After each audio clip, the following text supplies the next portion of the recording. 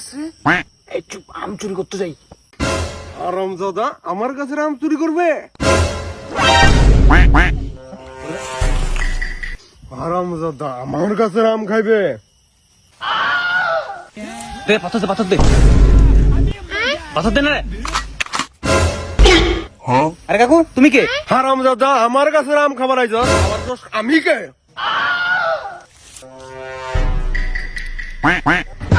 तो रुको जरा। हे प्रभु हे हरि राम कृष्ण जगन्नाथ